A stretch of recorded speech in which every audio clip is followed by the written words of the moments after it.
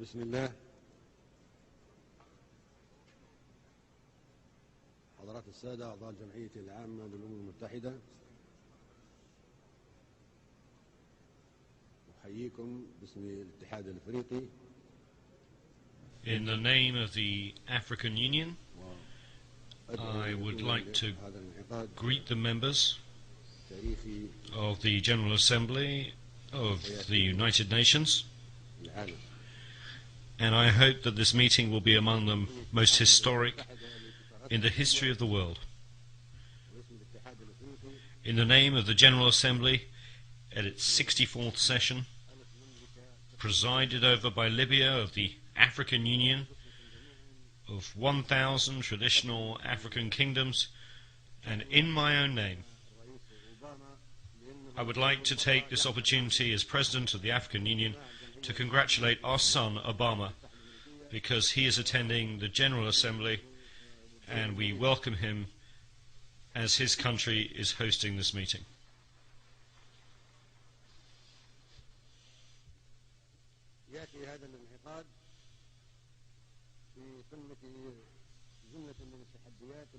This session is taking place in the midst of so many challenges facing us, and the whole world should come together and unite its efforts to defeat the challenges that are our principal common enemy.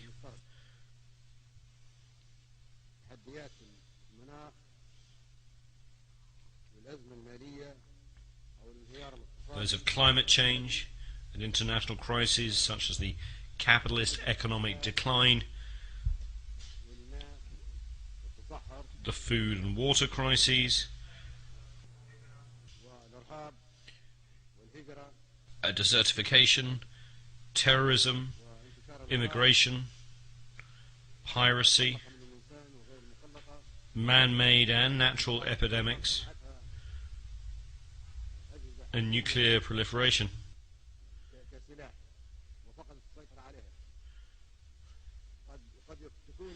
Perhaps influenza H1N1 was a virus created in a laboratory that got out of control, originally being meant as a military weapon.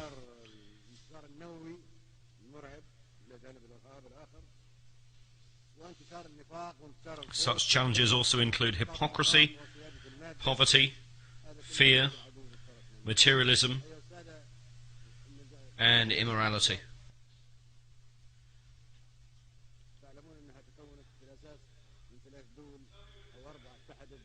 As is known, the United Nations was founded by 3 or 4 countries against Germany at the time.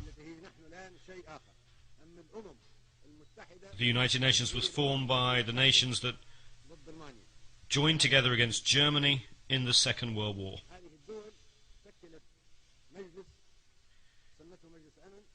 Those countries formed a body called the Security Council,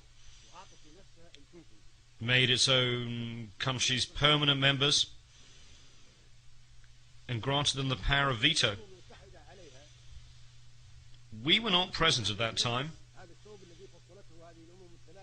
The United Nations was shaped in line with those 3 countries and wanted us to step into the shoes originally designed against Germany. That is the real substance of the United Nations when it was founded over 60 years ago. That happened in the absence of some 165 countries, at a ratio of 1 to 8.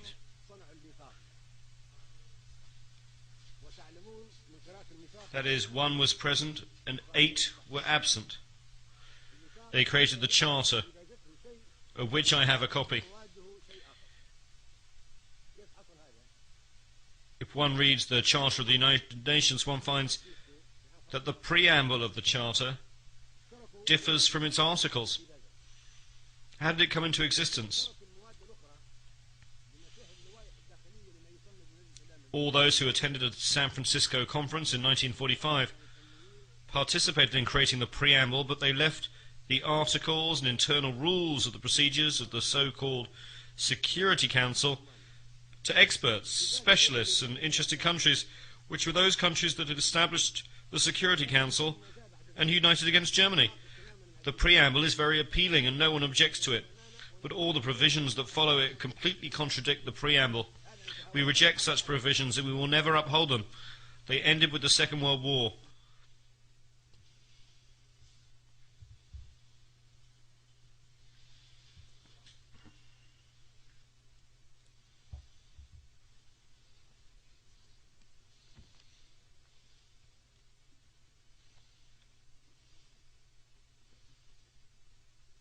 الديباجة تقول أن الأمم متساوية كبيرها وصغيرها. The preamble says that all nations, small or large, are equal. Are we equal when it comes to the permanent seats? No, we're not equal. The preamble states in writing that all nations are equal whether they are small or large. Do we have the right to veto? Are we equal? The preamble says that we have equal rights whether we are large or small. That is what is stated and what we agreed in the preamble. So the veto contradicts the Charter. The permanent seats contradict the Charter. We neither accept nor recognize the veto. الميثاق يقول التزمنا بالديباجة ألا تستخدم القوة المسلحة. The preamble of the Charter states that armed force shall not be used save in the common interest. That is the preamble that we agreed to and signed, and we joined the United Nations because we wanted the Charter to reflect that.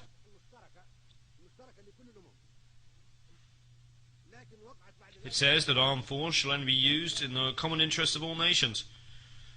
But what has happened since then? 65 wars have broken out since the establishment of the United Nations and the Security Council. 65 since their creation, with the millions more victims than the Second World War. Are those wars and the aggression and force that were used in those 65 wars in the common interest of us all? No. They were in the interest of 1 or 3 or 4 countries, but not of all nations.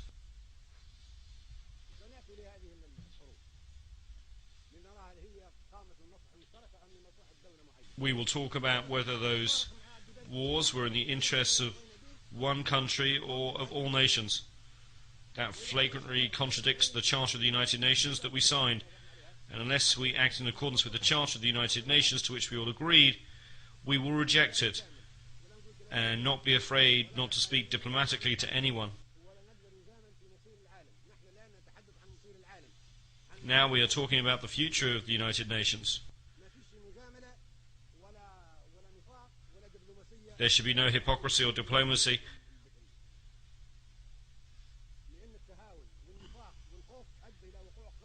because it concerns the important and vital issue of the future of the world. It was hypocrisy that brought about 65 wars since the establishment of the United Nations.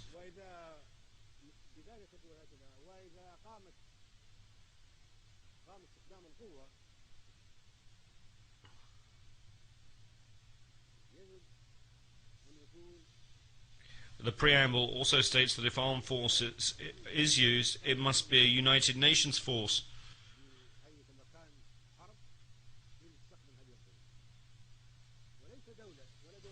Thus military intervention by the United Nations with the joint agreement of the United Nations, not 1 or 2 or 3 countries using armed force. The entire United Nations will decide to go to war to maintain international peace and security.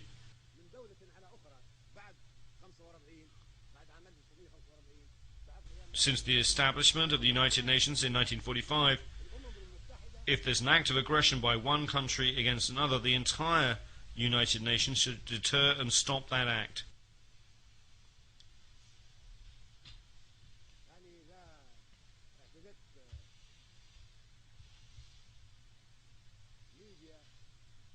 If a country, Libya for instance, were to exhibit aggression against France, then the entire organization would respond because France is a sovereign state.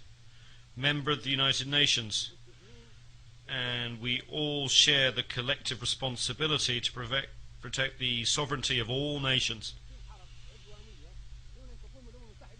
However, 65 aggressive wars have taken place without any United Nations action to prevent them.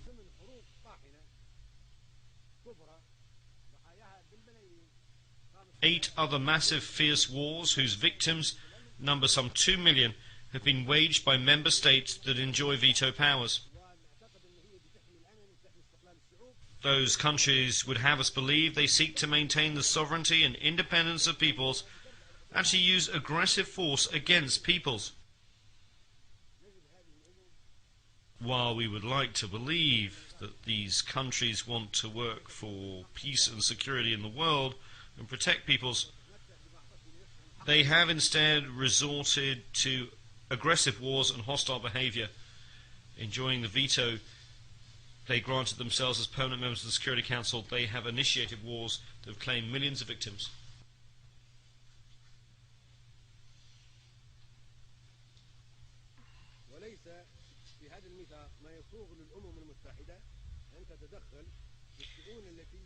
The principle of non-interference in the internal affairs of states is enshrined in the Charter of the United Nations. No country, therefore, has the right to interfere in the affairs of any government, be it democratic or dictatorial.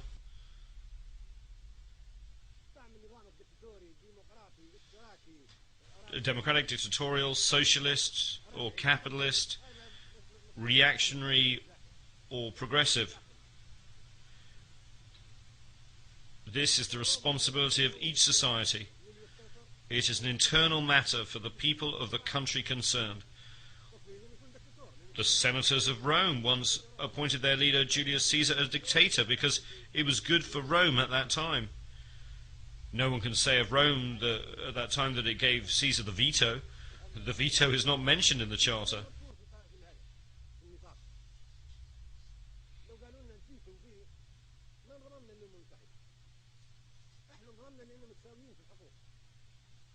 We joined the United Nations because we thought we were equals, only to find that one country can object to all the decisions we make. Who gave the permanent members their status in the Security Council? 4 of them granted this status to themselves. The only country that we in this assembly elected to a permanent member status in the Security Council is China. This was done democratically. But the other seats were imposed upon us in an undemocratically through a dictatorial procedure carried out against our will, and we should not accept it.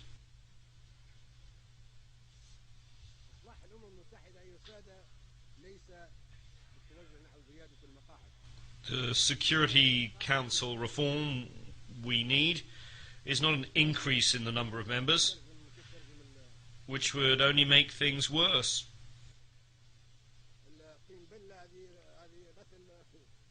To use a common expression, if you add more water, you get more mud. It would add insult to injury.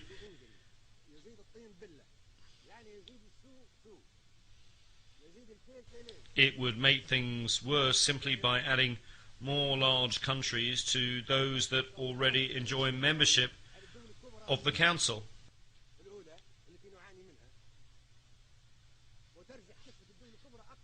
It would merely perpetuate the proliferation of superpowers.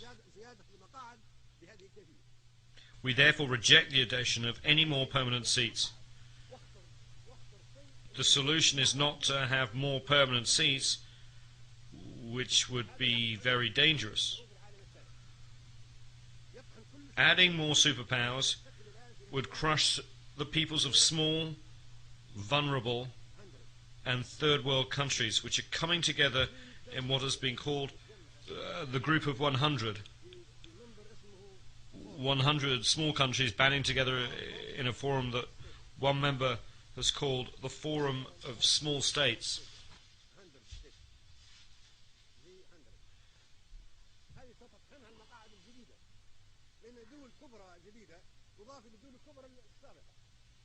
These countries would be crushed by superpowers were additional large countries to be granted membership in the Security Council. This door must be closed. We reject it strongly and categorically.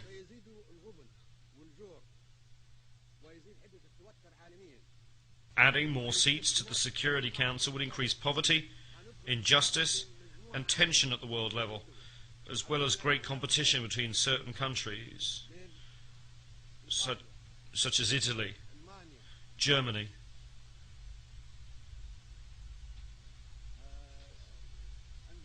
Indonesia, India, Pakistan, the Philippines, Japan, Brazil, Nigeria, Argentina, Algeria, Libya, Egypt, the Democratic Republic of the Congo, South Africa, Tanzania, Turkey, Iran, Ukraine and Greece. All these countries would seek a seat on the Security Council, making its membership almost as large as that of the General Assembly, and resulting in an impractical competition. What solution can there be? The solution is for the General Assembly to adopt a binding resolution under the leadership of Mr. Trekkie based on the majority will of the Assembly members and taking into account the consideration of no other body.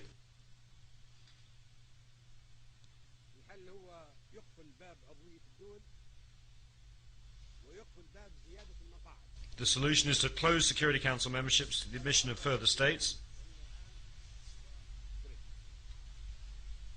This item is on the agenda of the General Assembly during the present session presided over by Mr. Trekkie. Membership through unions and the transference of mandates should supersede other proposals.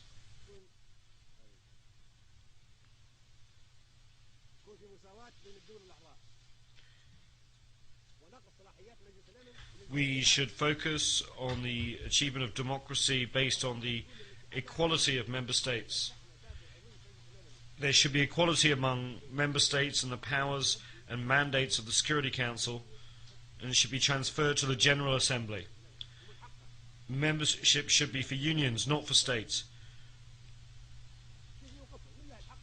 Increasing the number of member states would give the right to all countries to a seat, in accordance with the spirit of the preamble of the Charter. No country could deny a seat to the Council to Italy, for instance, if a seat was given to Germany. For the sake of argument, Italy might say that Germany was an aggressive country and was defeated in the Second World War.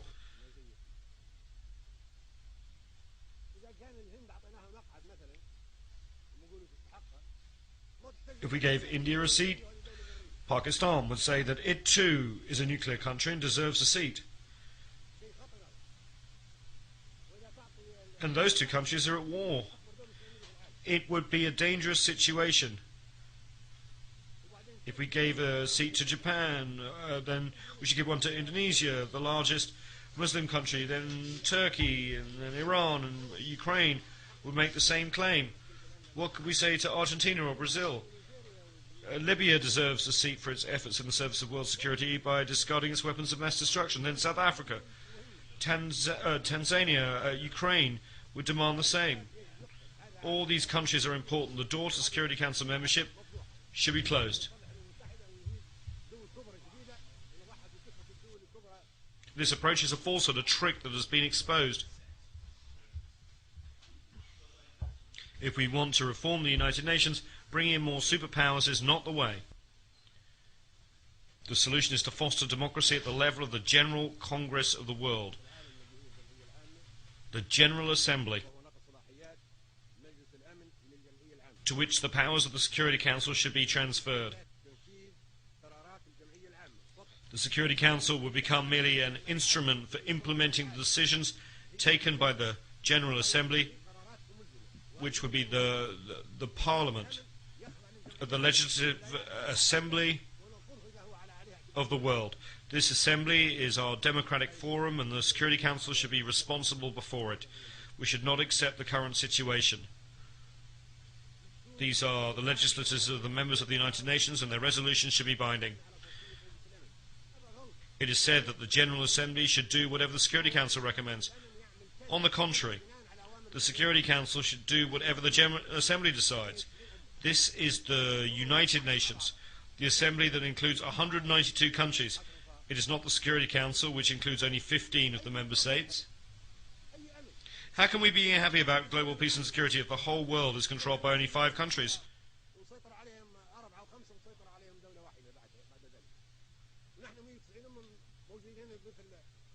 We are 192 nations and countries, and we are like Speaker's Corner in London's Hyde Park.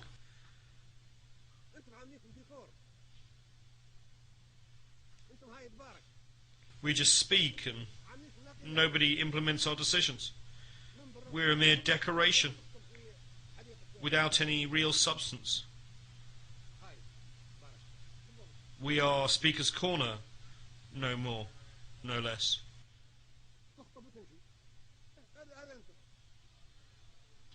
We just make speeches and then disappear. This is who you are right now.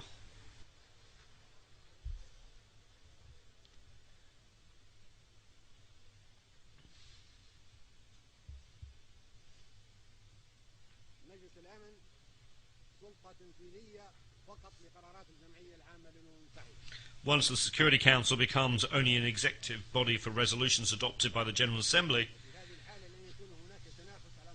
there will be no competition for membership of the Council.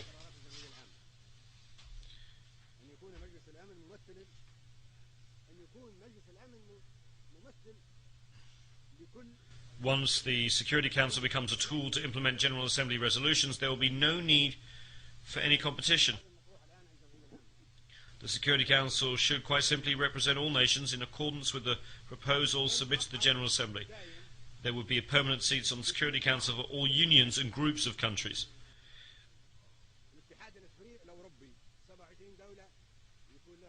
The 27 countries of the European Union should have a permanent seat on the Security Council.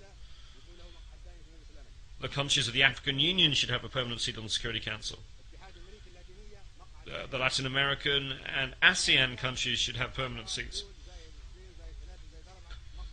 The Russian Federation and the United States of America are already permanent members of the Security Council.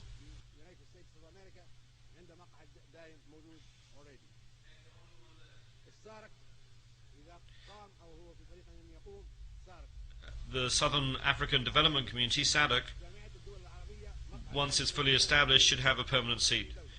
The 22 countries of the Arab League should have a permanent seat. The 57 countries of the Islamic Conference should have a permanent seat. The 118 countries of the non-aligned movement should have a permanent seat.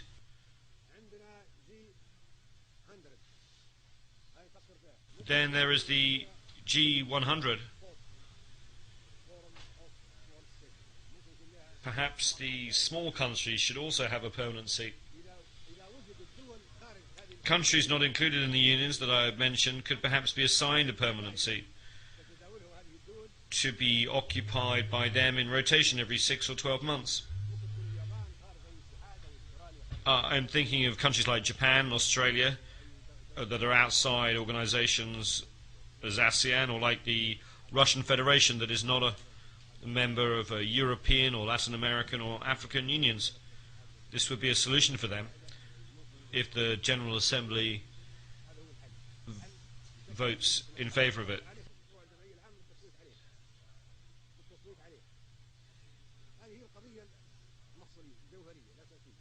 The issue is a vitally important one. As has already been mentioned, the General Assembly is the Congress and Parliament of the world, the leader of the world. We are the nations, and anyone outside this General Assembly will not be recognized. The President of the Assembly, Mr. Ali Abdul Salam Treki, and Secretary General Ban Ki-moon will produce a legal draft and set up the necessary committees to submit this proposal to a vote. That from now on, the Security Council will be made up of unions of nations.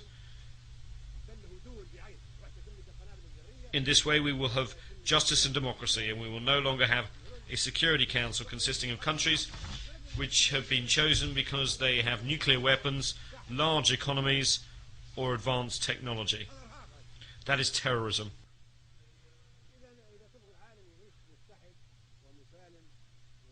We cannot allow the Security Council to be run by superpowers. That is terrorism in itself. If we want a world that is united, safe and peaceful, this is what we should do. If we want to remain in a world at war, that is up to you. We will continue to have conflict and to fight until doomsday or the end of the world. All Security Council members should have the right to exercise the veto, or else we should eliminate the whole concept of the veto with this new formation of the Council. This would be a real Security Council. According to the new proposal submitted to the General Assembly, it will be an executive council under the control of the General Assembly, which will have the real power and make all the rules.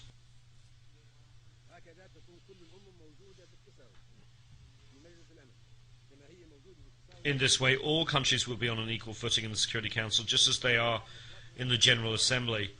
In the General Assembly, we are all treated equally when it comes to membership and voting. It should be the same in the Security Council.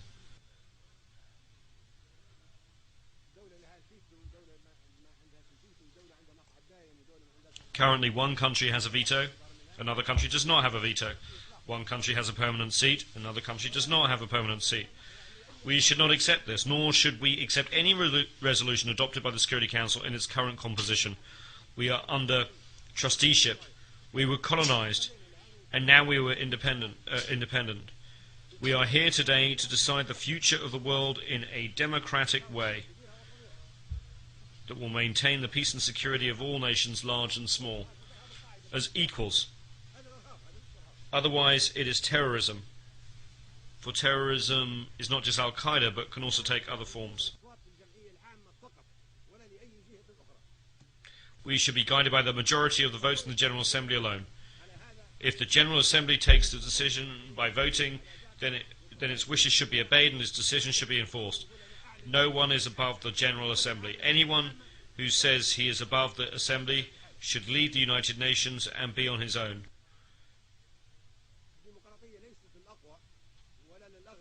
Democracy is not just for the rich or most powerful or those who practice terrorism. All nations should be and should be seen to be on an equal footing.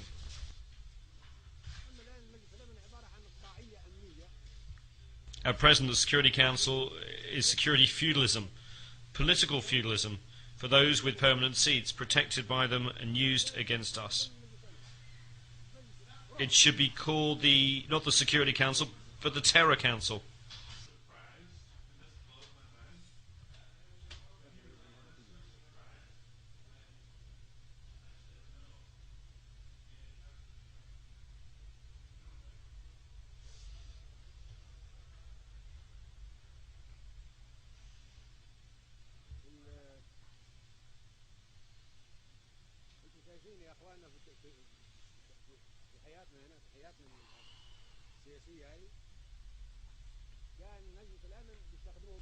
In our political life, if they need to use the Security Council against us, they turn to the Security Council.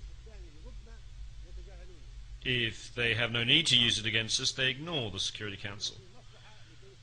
If they have an interest to promote, an axe to grind, they respect and glorify the Charter of the United Nations, they turn to Chapter 7 of the Charter and use it against poor nations. If, however, they wish to violate the Charter, they would ignore it as if it did not exist at all.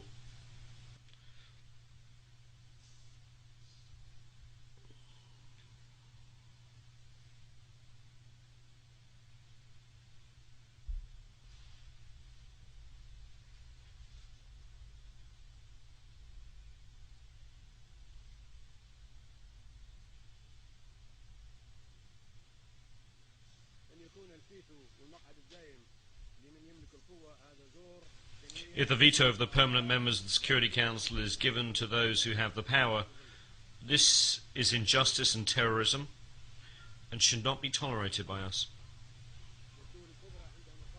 We should not live in the shadow of this injustice and terror. Superpowers have complicated global interests. They use the veto to protect those interests.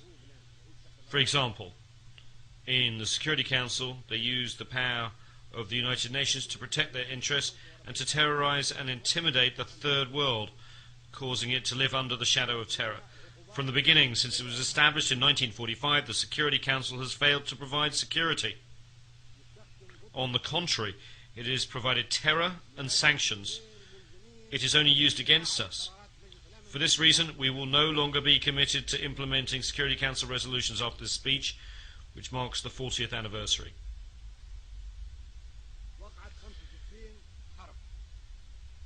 65 wars have broken out, either fighting among small countries or wars of aggression waged against us by superpowers. The Security Council, in clear violation of the Charter of the United Nations,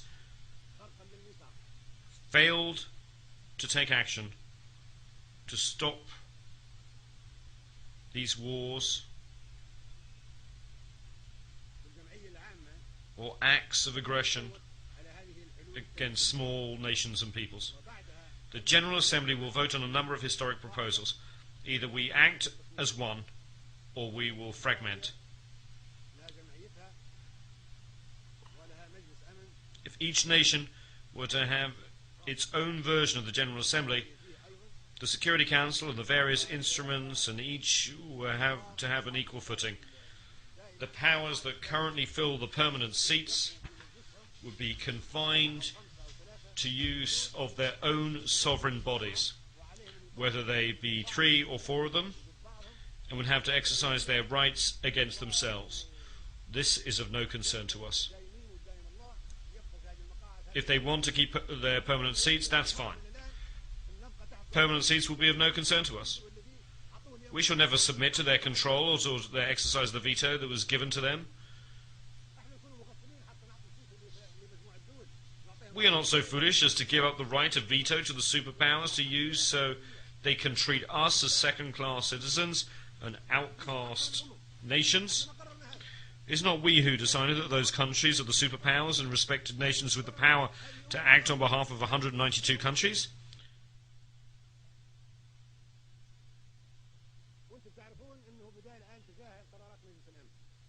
You should be fully aware that we are ignoring the Security Council resolutions because those resolutions are used solely against us and not against the superpowers, which have the permanent seats and the right of veto. Those powers never use any resolutions against themselves. They are, however, used against us. Such use has turned the United Nations into a travesty of itself and has generated wars of violations of the sovereignty of independent states. It has led to war crimes and genocides. All of this is in violation of the Charter of the United Nations.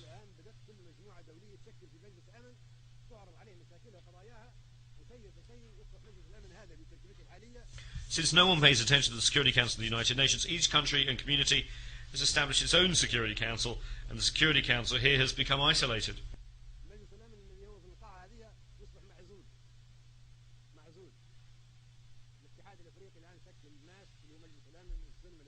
The African Union has established its own Peace and Security Council.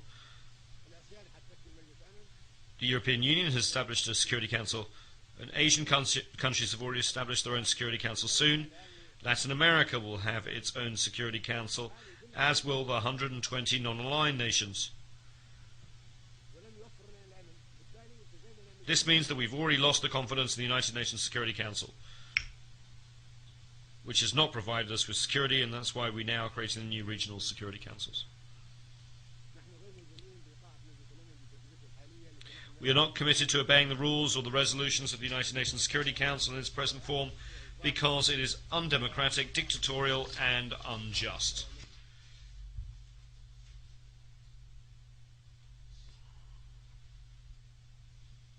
No one can force us to join the Security Council or to obey or comply with the resolutions or orders given by the Security Council in its present composition. Furthermore, there is no respect for the United Nations and no regard for the General Assembly, which is actually the true United Nations, but whose resolutions are non-binding. The decisions of the International Court of Justice, the international judicial body, take aim only at small countries and third world nations. Powerful countries escape the notice of the court, or, if judicial decisions are taken against these powerful countries, they are not enforced.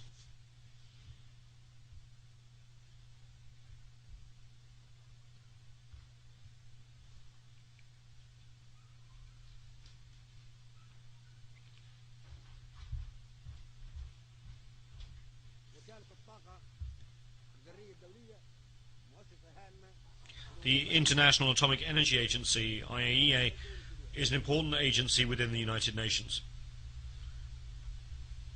Powerful countries, however, are not accountable to it or under its jurisdiction.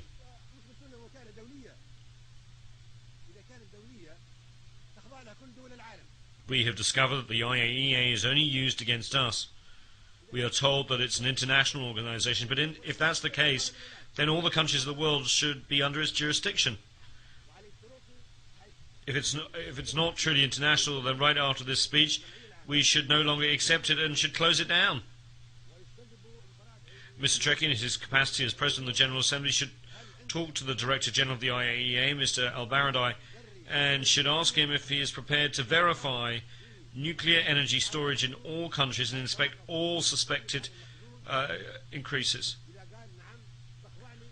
If he says yes, then we accept the agency's jurisdiction. But if he says that he cannot go into certain countries that have nuclear power and he does not have any jurisdiction over them, then we should close the agency down and not submit to its jurisdiction.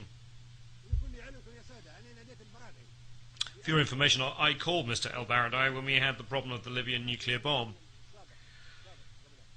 I called Mr. El-Baradei and asked him if the agreements by the superpowers to reduce nuclear supplies were subject to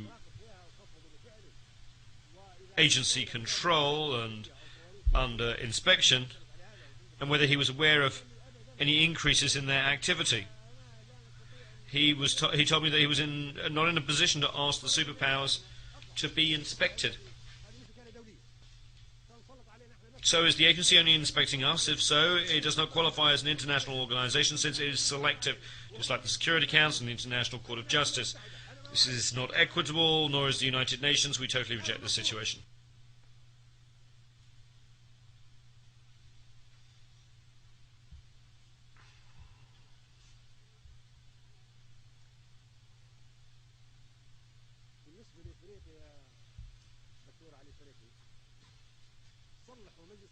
Regarding Africa, Mr. President, whether the United Nations is reformed or not, but even before a vote is taken on any proposals of a historic nature, Africa should be given a permanent seat on the Security Council now, having already waited too long. Leaving aside United Nations reform, we can certainly say that Africa was colonized, isolated and persecuted, and its rights usurped. Its people were enslaved and treated like animals, and its territory was colonized and placed under trusteeship. The countries of the African Union deserve a permanent seat. This is a debt from the past that has to be paid and has nothing to do with the United Nations reform. It's a priority matter and is high on the agenda of the General Assembly. No one can say that the African Union does not deserve a permanent seat. Who can argue with that proposal? I challenge anyone to make a case against it. Where is the proof that the African Union or the African continent does not deserve a permanent seat? No one can possibly deny this.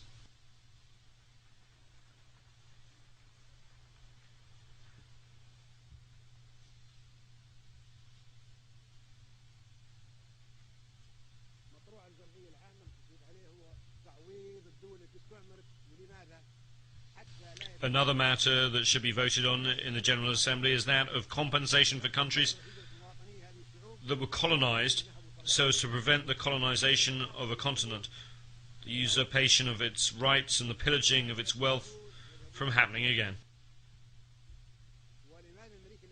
Why are Africans going to Europe? Why are the Asians going to Europe? Why are Latin Americans going to Europe? It is because Europe colonized those peoples and stole the material and human resources of Africa, Asia and Latin America, the oil, the minerals, the uranium, the gold, the diamonds, the fruit, the vegetables, the livestock and the people, and use them. Now, new generations of Asians, Latin Americans and Africans are seeking to reclaim that stolen wealth, as they have the right to do so. At the Libyan border, I recently stopped 1,000 African migrants headed for Europe. I asked them why were they going there. They told me it was to take back their stolen wealth, that they would not be leaving otherwise. Who can restore the wealth that was taken from us? If you decide to restore all this wealth, there will be no more immigration from the Philippines, Latin America, Mauritius, and India. Let us have the wealth that was stolen from us. Africa deserves $777 trillion in compensation from countries that colonized it.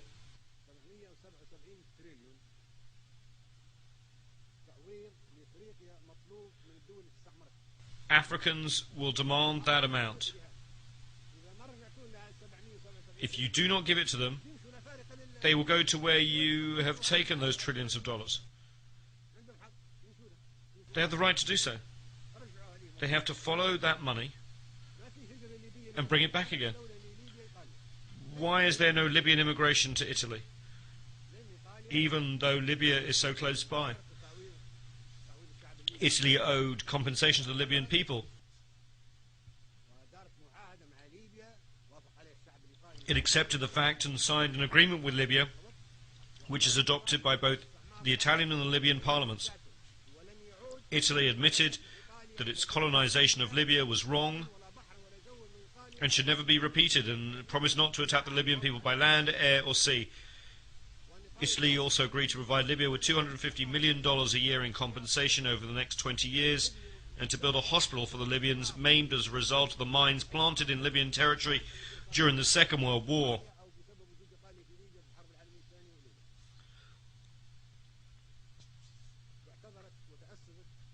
Italy apologized and promised that it would never again occupy the territory of another country.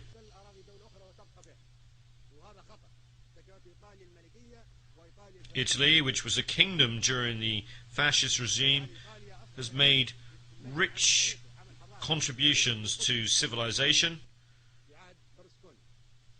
should be commended for this achievement, together with Prime Minister Berlusconi and his predecessor, who made their own contributions in that regard.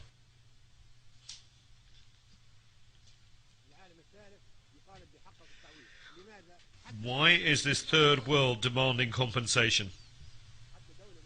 So that there will be no more colonization, so that large and powerful countries will not colonize, knowing that they will have to pay compensation. Colonization should be punished. The countries that harmed other peoples during the colonial era should pay compensation for the damage and suffering inflicted under their colonial rule.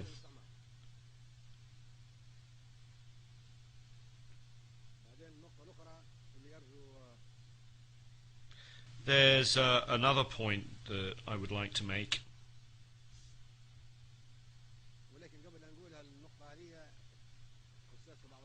However, before doing so, and addressing a somewhat sensitive issue,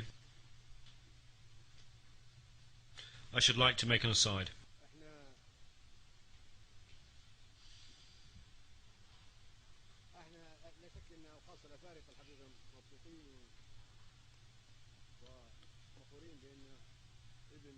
We Africans are happy and proud indeed.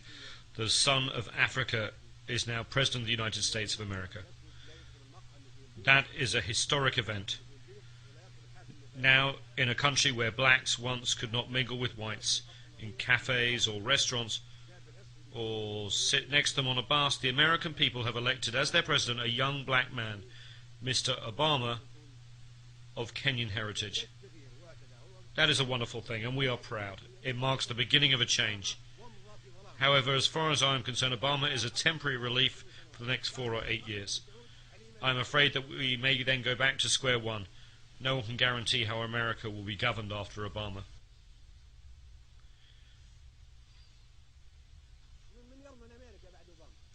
We would be content if Obama could remain President of the United States of America forever.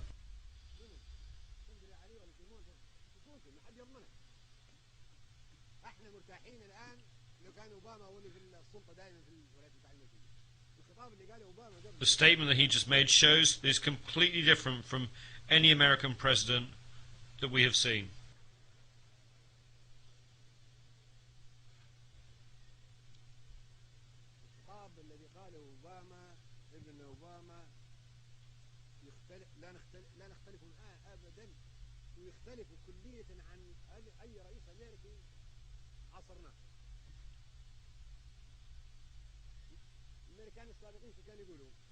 American presidents used to threaten us with all manner of weapons,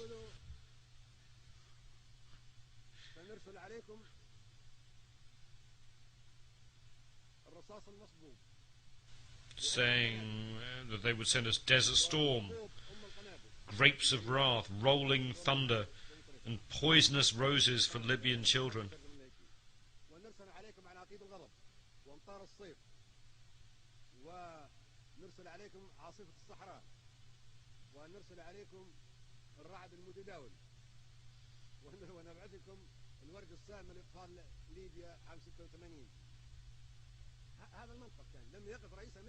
That was their approach.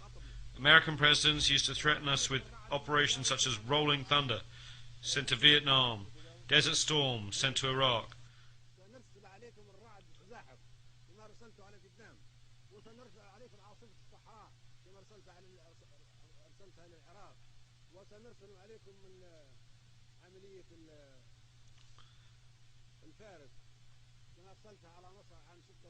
Musketeer sent to Egypt in 1956, even though America opposed it.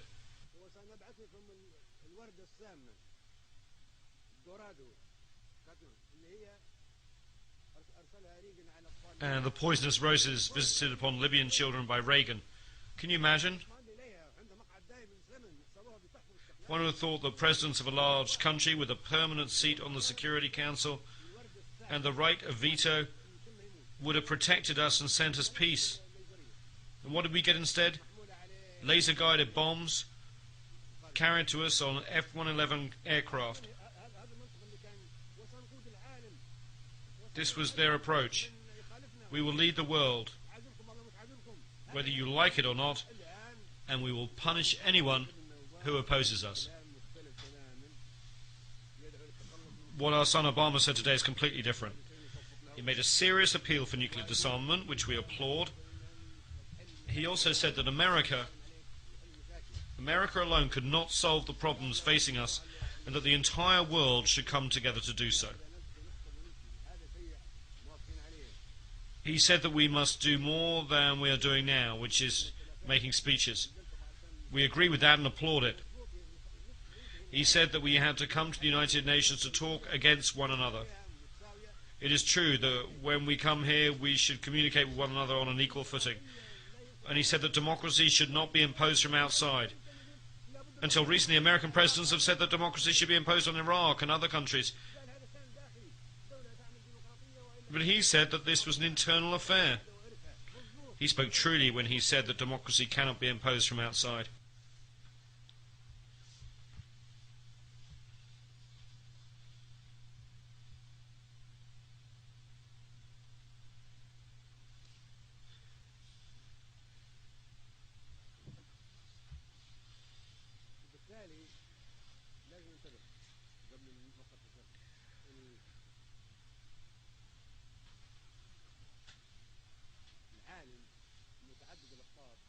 So we have to be cautious. Before I make these sensitive remarks, I note that the whole world has so many polarities. Listen, should we have a world of so many polarities? Can we not have nations on an equal footing? Let's have an answer. Does anyone have an answer as to whether it's better to have a world of so many polarities? Why can we not have equal standing? Should we have patriarchs? Should we have popes? Should we have gods? Why should we have a world of so many polarities? We reject such a world and call for a world where big and small are equal.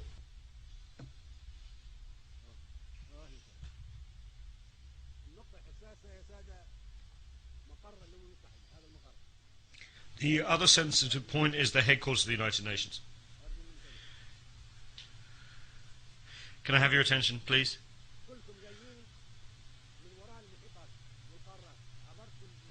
All of you came across the Atlantic Ocean, the Pacific Ocean, crossing the Asian continent or the African continent to reach this place.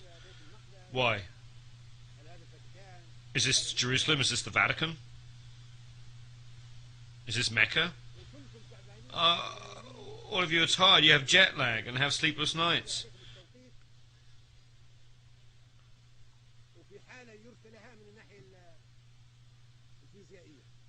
You're very tired, very low physically.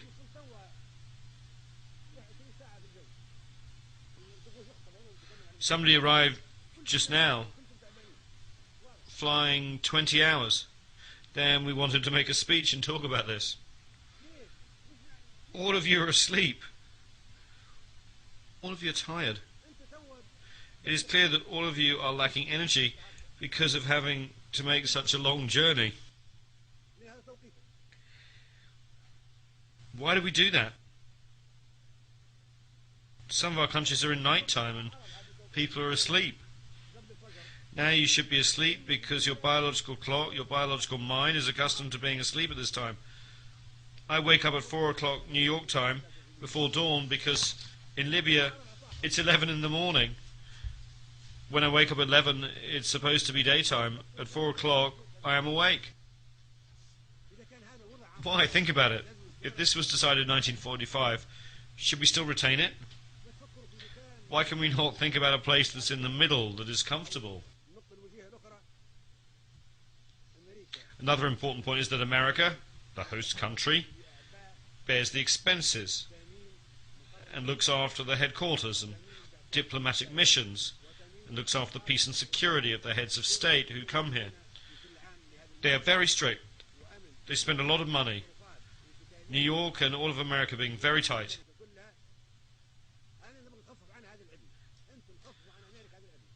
I want to relieve America of this hardship. We should thank America. We should say to America, thank you for all the trouble that you've taken on yourself. We say thank you, America. We want to help reassure America and New York and keep them calm. They should not have the responsibility of looking after security. Perhaps someday a terrorist could cause an explosion or Obama president. This place is targeted by Al-Qaeda, this very building.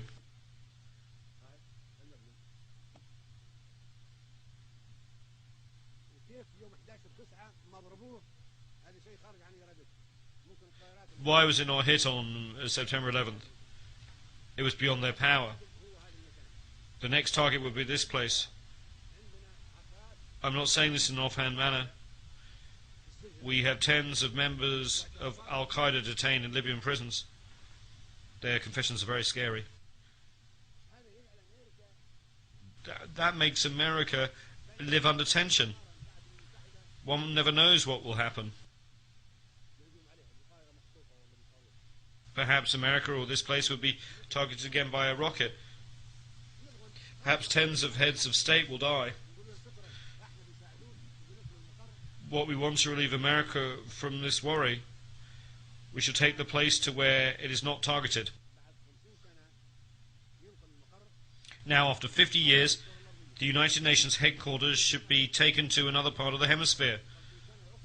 Another 50 years in the Western Hemisphere.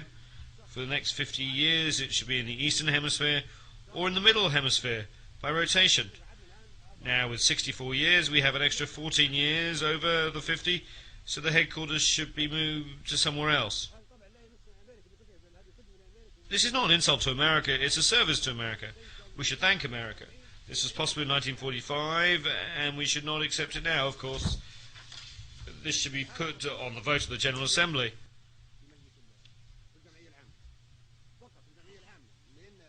Only in the General Assembly, because in Section 23 of the Headquarters Agreement it says that the United Nations headquarters can be moved to another location only by a resolution of the General Assembly. If 51% of the Assembly approves relocation of headquarters, then it can be moved.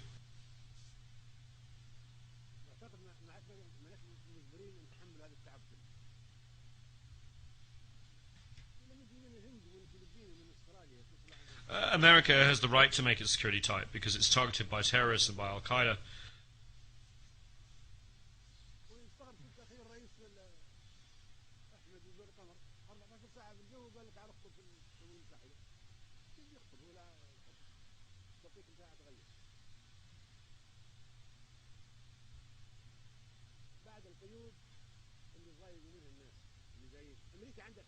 America has the right to take all security measures.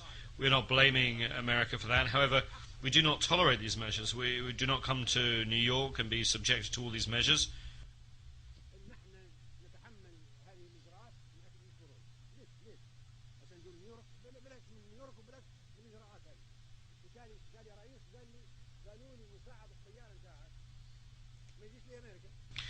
One president told me that he was told that his co-pilot could not come to America because there were restrictions. He asked how could he cross the Atlantic without a co-pilot? Why? He doesn't know how to come here. Another president complained that his honor guard could not come because there was some misunderstanding regarding his name when it came to granting a visa. Another president said his own doctor could not get a visa and could not come to America.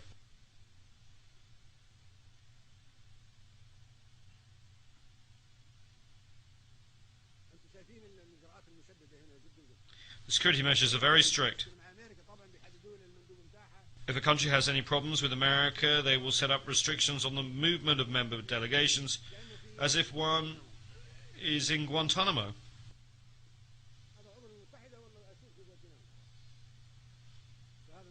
Is this a member state of the United Nations? Or is it a prisoner in the Guantanamo camp that cannot be allowed free movement? This is what is submitted to the General Assembly for a vote, moving the headquarters. If 51% agree, then we come to the second vote, to the middle of the globe or the eastern part. If we say we move the headquarters to the middle of the hemisphere, why don't we move it to Sirte or Vienna? One can come even without a visa. Once you come as president, Libya is a secure country. We are not going to restrict you to 100 or 500 meters. Libya has no hostile actions against anybody, and I think the same holds true of Vienna.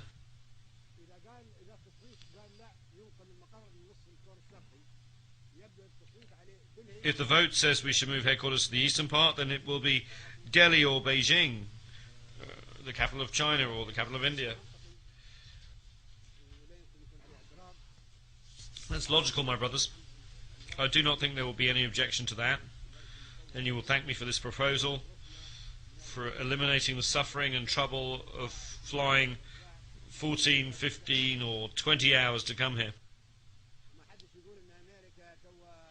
No one can blame America or say that America will reduce its contributions to the United Nations.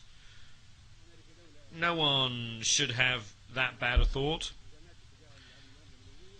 America, I'm sure, is committed to its international obligations. America will not be angry. It will thank you for alleviating its hardship, for taking on all the hardship and all the restrictions, even though this place is targeted by terrorists.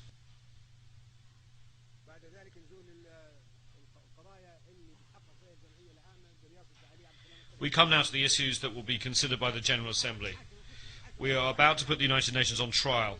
The old organizations will be finished and a new one will emerge. This is not a normal gathering.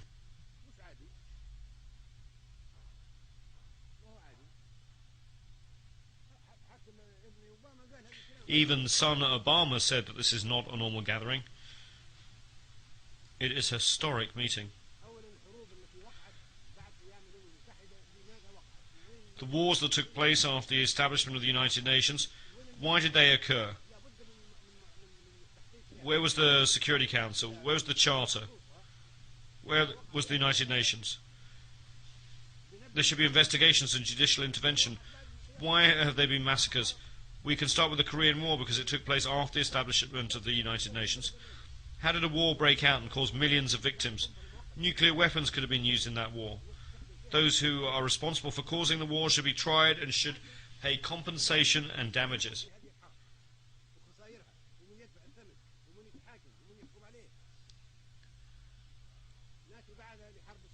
Then we come to the Suez Canal War of 1956. That file should be opened wide. 3 countries with permanent seats on the Security Council and with the right of veto in the Council attacked a member state of this General Assembly. A country that was a sovereign state, Egypt, was attacked. Its army was destroyed. Thousands of Egyptians were killed and many Egyptian towns and entities were destroyed, all because Egypt wanted to nationalize the Suez Canal. How could such a thing have happened during an era of the United Nations and the Charter? How is it possible to guarantee that such a thing will not be repeated unless we make amends for past wrongs? Those were dangerous events, and the Suez Canal and Korean War files should be reopened. Next we come to the Vietnam War. There were 3 million victims of that war. During 12 days, more bombs were dropped than during 4 years of the Second World War.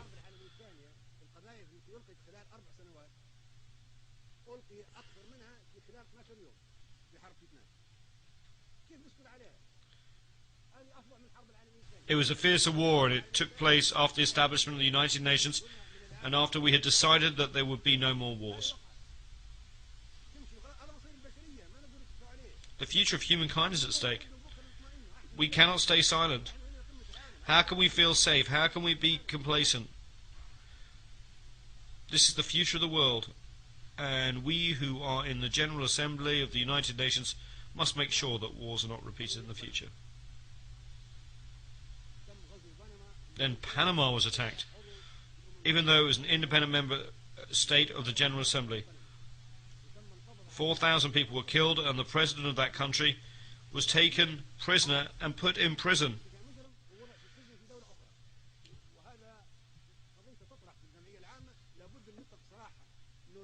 Noriega should be released. We should open that file. How can we entitle a country that is a United Nations member state to wage war against another country, capture its president, treat him as a criminal and put him in prison? Who would accept that?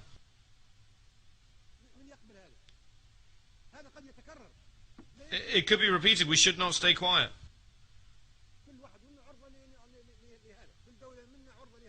We should have an investigation. Any one of us member states could face the same situation, especially if such aggression is by a member state with a permanent seat on the Security Council and with responsibility to maintain peace and security worldwide. Then there is the war in Grenada. The country was invaded even though it was a member state. It was attacked by 5,000 warships, 7,000 troops and dozens of military aircraft. It is the smallest country in the world. This occurred after the establishment of the United Nations, of the Security Council and its veto, and the President of Grenada, Mr. Maurice Bishop, was assassinated. How could that have happened with impunity? It's a tragedy. How can we guarantee that the United Nations is good or not, that a certain country is good or not? Can we be safe or happy about the future or not? Can we trust the Security Council or not? Can we trust the United Nations or not? We must look into and investigate the bombing of Somalia. Somalia is a United Nations member state. It's an independent country under the rule of IDID. We want an investigation. Why did that happen? Who allowed it to happen? Who gave the green light for that country to be attacked? Then there's former Yugoslavia. No country was as peaceful as Yugoslavia, constructed step by step and piece by piece after being destroyed by Hitler.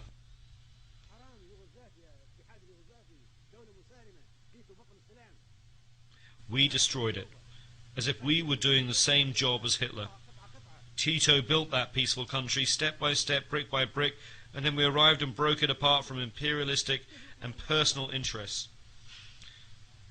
How can we be complacent about that? Why can we not be satisfied? If a peaceful country like Yugoslavia faced such a tragedy, the General Assembly should have an investigation and should decide who should be tried before the International Criminal Court. Then we have war in Iraq, the mother of all evils.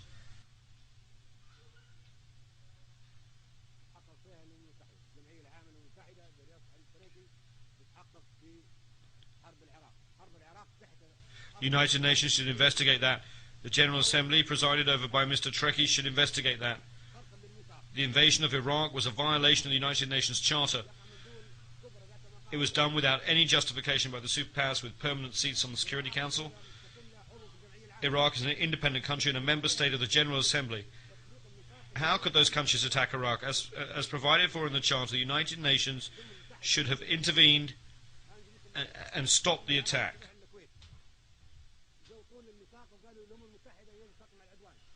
We spoke in the General Assembly and urged it to use the Charter to stop that attack.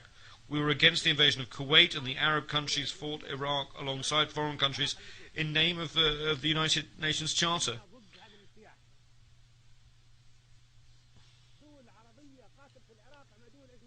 In the first instance, the Charter was respected. The second time, when we wanted to use the Charter to stop the war in Iraq, no one used it, and that document was ignored. Why did that occur? Mr. Trekkie and the General Assembly should investigate to determine whether there was any reason at all to invade Iraq.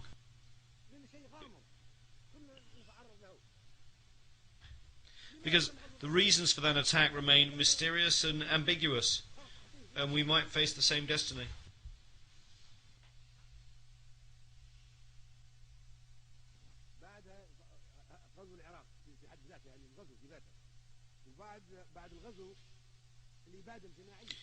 Why was Iraq invaded?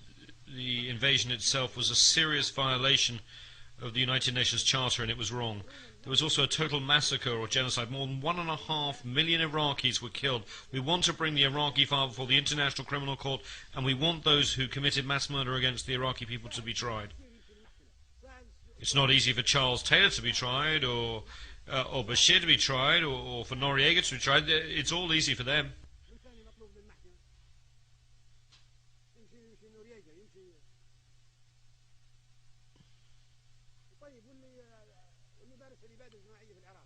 But what about those who have committed mass murder against the Iraqis? They cannot be tried. They cannot go before the ICC. If the court is unable to accommodate us, then we should not accept it. Either it is meant for all of us, large or small, or we should not accept it and should reject it. Anyone who commits a war crime can be tried. But we are not livestock or animals like those that are slaughtered for the Eid. We have the right to live, and we are ready to fight to defend ourselves.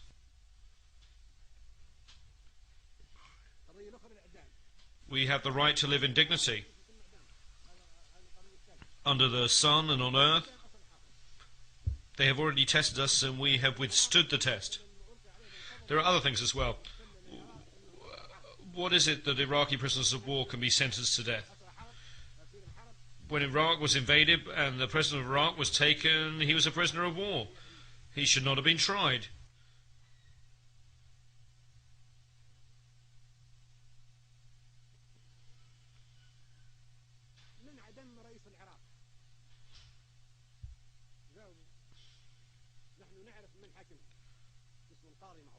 He should not have been hanged. When the war was over, he should have been released.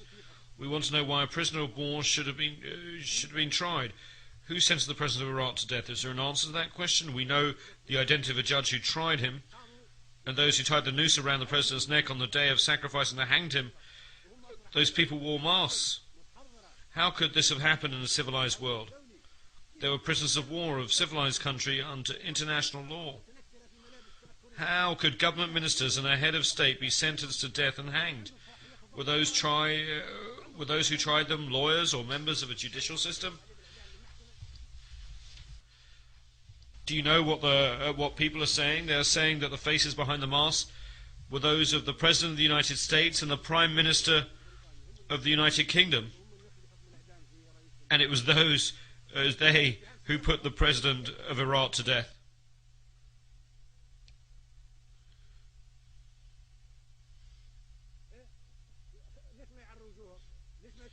Why do the executioners not unmask their faces? Why do we not know their ranks? Why do we not know whether they were officers, judges, soldiers or doctors? How does it come to the President, the state member of the United Nations, was sentenced to death and killed? We do not know the identity of the executioners. The United Nations is duty-bound to answer these questions. Who carried out the death sentence? They must have legal status and official responsibilities. We should know their identities, and we should know about the presence of a physician and the nature of all the legal proceedings. That would be true for an ordinary citizen, let alone for the president of a state member of the United Nations who was put to death in this manner.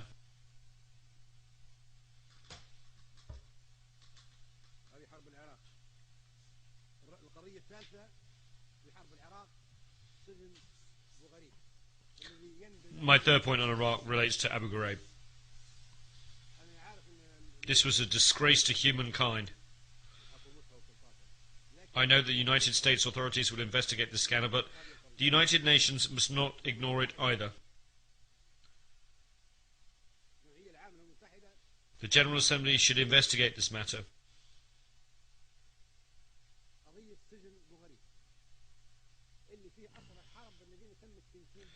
Prisoners of war held in Abu Ghraib prison were tortured.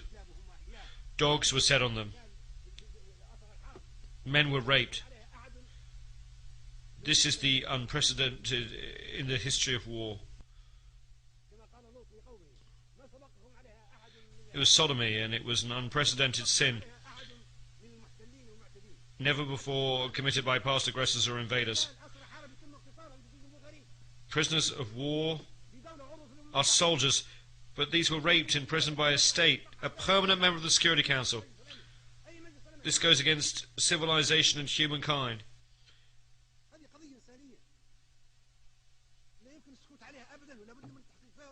We must not keep silent. We must know the facts. Even today, 250,000 of Iraqi prisoners, men and women alike, remain in Abu Ghraib. They are being maltreated, persecuted and raped. There must be an investigation.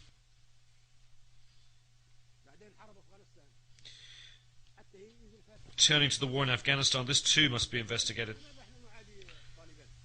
Why are we against the Taliban? Why are we against Afghanistan? Who are the Taliban? If the Taliban want a religious state, that's fine. Think of the Vatican. Does the Vatican pose a threat to us?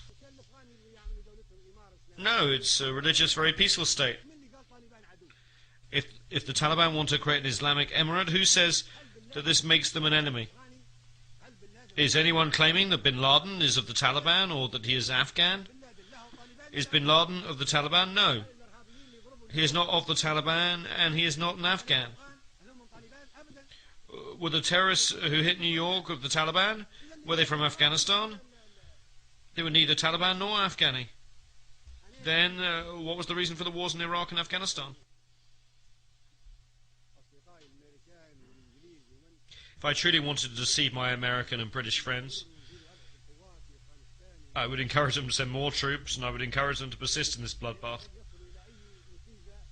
But they will never succeed in Iraq or Afghanistan.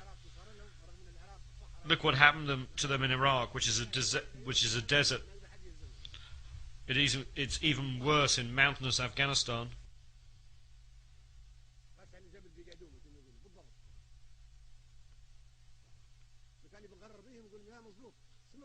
If I wanted to deceive them, I would tell them to continue the wars in Iraq and Afghanistan. But no, I want to save the citizens of the United States, the United Kingdom, and other countries who are fighting in Iraq and Afghanistan. So I tell them, leave Afghanistan to the Afghans. Leave Iraq to the Iraqis. If they want to fight each other, they are free to do so.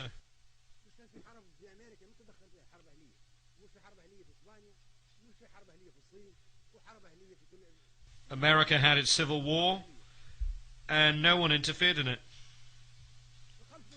There were civil wars in Spain, China, and countries all over the world.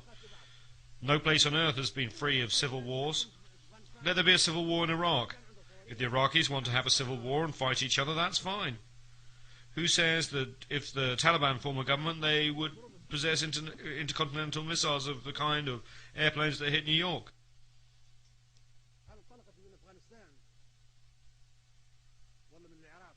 Did those aeroplanes take off from Afghanistan or Iraq? No, they took off from American airports. So why is Afghanistan being struck? The terrorists were not Afghans or Taliban or Iraqis. Why are we silent? We must never be war devils. Anyone who does not speak the truth is a silent devil. We are committed to international peace and security. We do not wish to scorn or ridicule humankind. We want to save humanity.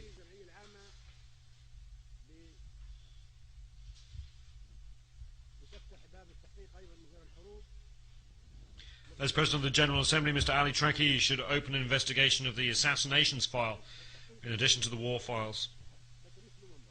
Who killed Patrice Lumumba and why? We merely want to record it in the annals of African history. We want to know how an African leader, a liberator, came to be assassinated. Who killed him? We want our sons to be able to read the history of how Patrice Lumumba, the hero of Congo's liberation struggle, was assassinated. We want to know the facts, even 50 years on. That is one file that should be reopened. And who killed Secretary General Doug Hammarskjöld? Who fired on his aeroplane in 1961 and why? And then there's the assassination of United States President Kennedy in 1963.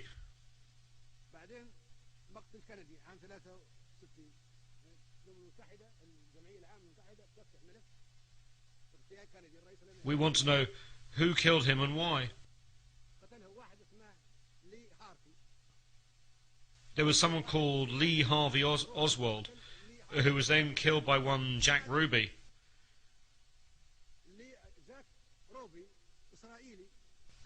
But why did he kill him? Jack Ruby, an Israeli, killed Lee Harvey Oswald, who killed Kennedy. Why did this Israeli kill Kennedy's killer? Then Jack Ruby, the killer of Kennedy, die in mysterious circumstances before he could be tried. We must open the files. The whole world knows that Kennedy wanted to investigate the Israeli Dimona nuclear reactor. This involves international peace and security and weapons of mass destruction. That is why we should open this file.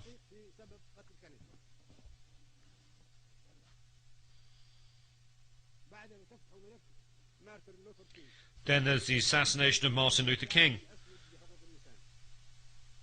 the black reverend and human rights activist. His assassination was a plot, and we should know why he was killed and who killed him. And then there was Khalil Wazir, or Abu Jihad, a Palestinian, was attacked. He was living peacefully in Tunisia, a member state, and that country's sovereignty was not respected. We cannot keep silent, even though submarines and ships were detected along the coast of Tunisia where he was killed. No one was accused or tried. Abu Yad was also killed, and we should know how he was killed. He was killed in ambiguous circumstances.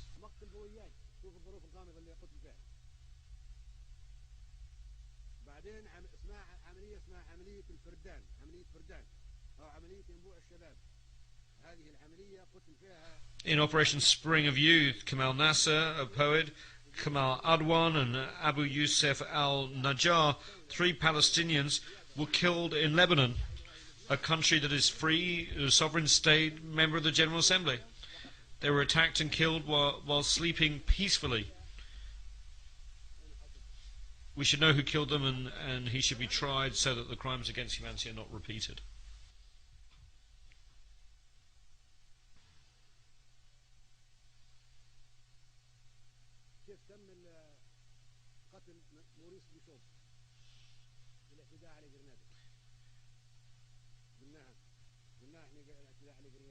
We've already talked about the size of the force used in the invasion of Grenada.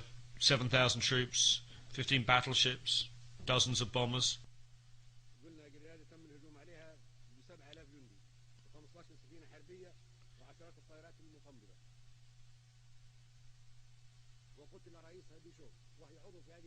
And President Bishop was killed even though Grenada was a member state.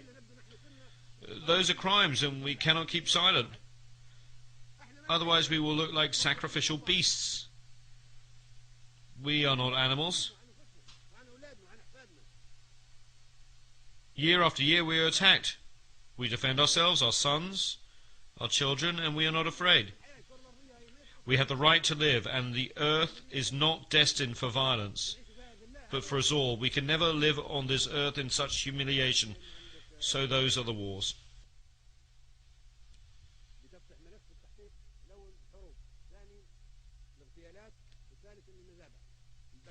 The last files is that of the massacres. In the Sabra and Shatila massacre, 3,000 people were killed. That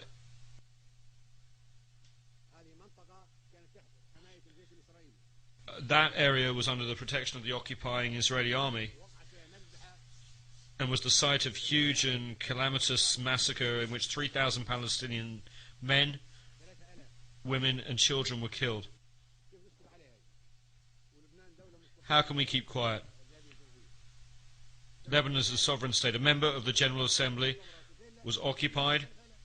Sabra and Shatila were under Israeli control, and then the massacre took place. And then there was the 2008 massacre in Gaza. There were 1,000 women and 2,200 children among the victims killed in the massacre in Gaza in 2008.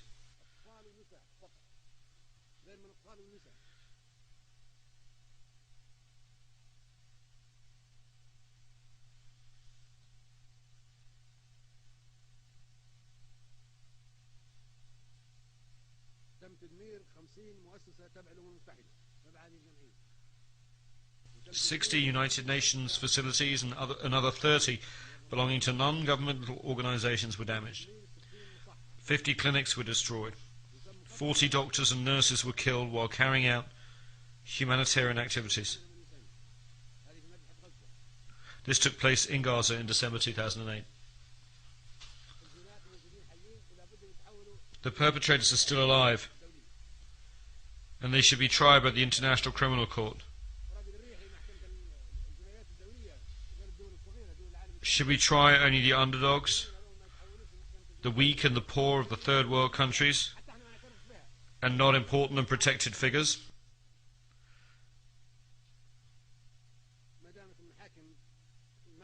Under international law, they should all face trial for the consequences of the crimes that they have committed. Otherwise, the role of the ICC would never be recognized. If the decisions of the ICC are not respected or implemented, if the General Assembly and the Security Council mean nothing, and if the International Atomic Energy Agency serves only certain countries and organizations, then what is the United Nations? It would mean that the United Nations is nothing, and this is insignificant. Where is it? There is no United Nations. Then, while piracy may be a phenomenon of the high seas, a form of terrorism, we may talk about the piracy in Somalia. Somalis are not pirates. We are the pirates. We went there and usurped their economic zones, their fishing, their wealth. Libya, India, Japan, America, any country in the world. We're all pirates. we all entered the territorial waters and economic zones of Somalia and stole. The Somalis are protecting their own fish, their sustenance. They have become pirates because they are defending their children's food. Now we seek to address that matter in the wrong way. Should we send warships to Somalia? We should send warships to the pirates who have attacked and seized the economic zones and wealth of the Somalis and the food of their children. I met the pirates, and I told them that I would negotiate an agreement between them and the international community that respects the 200-mile exclusive economic zone under the law of the sea. It protects all marine resources belonging to the Somali people. And that stops all countries from disposing of toxic waste along the Somali coast. In return, the Somalis would no longer attack any ships. We will propose and draft such an international treaty and submit it to the General Assembly. That is the solution. The solution does not lie in sending more military ships to fight the Somalis. That is not a solution. We are addressing the phenomena of piracy and terrorism in the wrong way. Today there is swine flu. Perhaps tomorrow there'll be fish flu. Because sometimes we produce viruses by controlling them. It is a commercial business. Capitalist companies produce viruses so that they can generate and sell vaccinations. This is very shameful and poor ethics. Vaccinations and medicine should not be sold.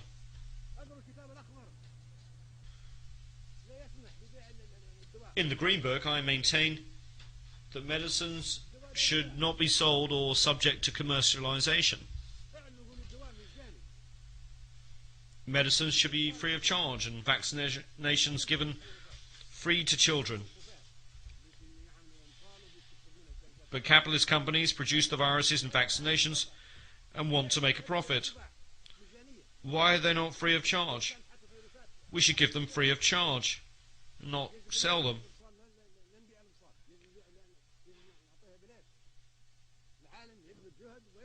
The entire world should strive to protect our people, create and manufacture vaccinations, and then give them for free to children and women and not profit by them. All those items are on the agenda of the General Assembly, which has to exercise that duty.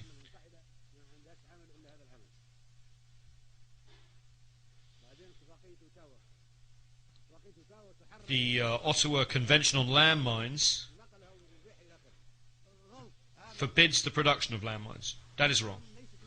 Landmines are defensive weapons. If I place them along the border of my country and someone wants to invade me, they may be killed. That's all right, because they're invading me. The convention should be reconsidered. I'm not taking that defensive weapon to another country. The enemy is coming to me, and on the Al Gaddafi website, I call for that treaty to be modified or annulled. This treaty should be modified or annulled. I want to use anti-personnel mines to defend my home against invasion.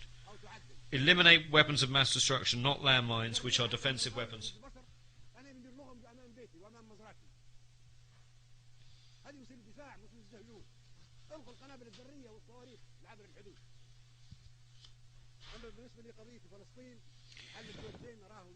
With regard to the Palestinian situation, the two-state solution is impossible. It is not practical.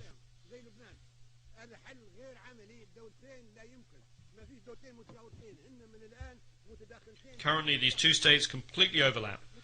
Partition is doomed to failure. These two states are not neighbours. They are co-extensive in terms of both population and geography.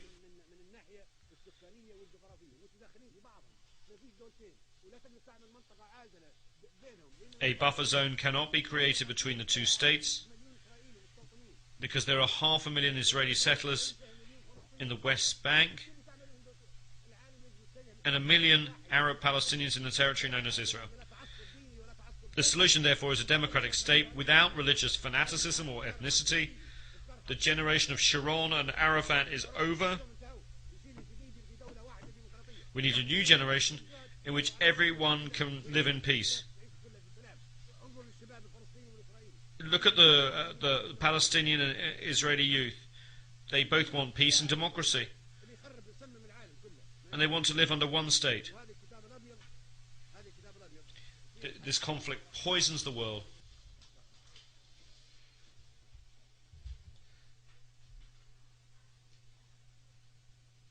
The White Book actually has the solution. I hold it here. The solution is retained. Arabs should have no hostility or animosity towards Israel. We are cousins of the same race. We want to live in peace. The refugees should go back. You are the ones who brought the Holocaust upon the Jews. You, not we, are the ones who burned them. We gave them refuge. We gave them safe haven during the Roman era and the Arab reign in Andalusia and during the rule of Hitler. You are the ones who poisoned them. You are the ones who annihilated them. We provided them with protection. You expelled them. Let us see the truth. We are not hostile. We are not enemies of the Jews. And one day the Jews will need the Arabs. At that point, Arabs will be the ones to give them protection, to save them. And we hope, as we have done in the past. Look at what everybody else did to the Jews. Hitler is an example. You are the ones who hate the Jews, not us.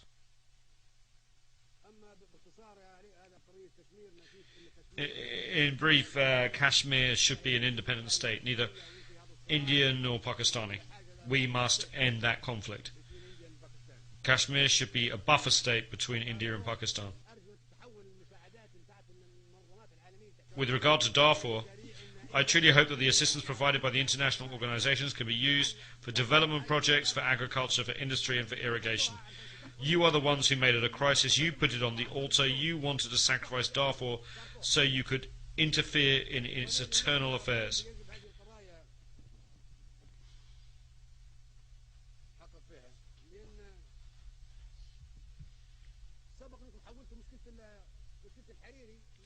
You've turned the Hariri problem into a United Nations problem. You are selling Hariri's corpse. You just want to settle scores with Syria. Lebanon is an independent state. It has law courts, a judiciary and police. At this stage, it is no longer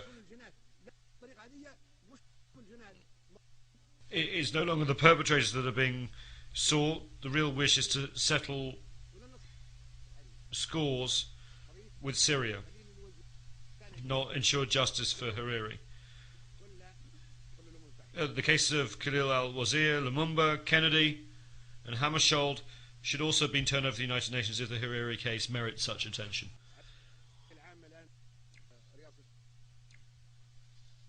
The General Assembly is now under the presidency of Libya. This is our right.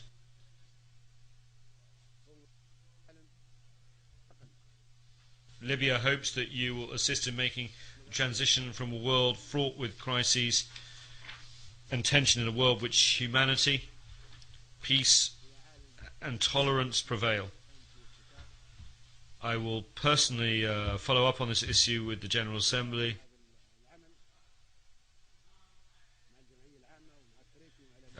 General Assembly and President Trekkie and the Secretary General. It is not our habit to compromise when it comes to the destiny of humanity and the struggles of the Third World and the 100 small nations, which should live in peace always.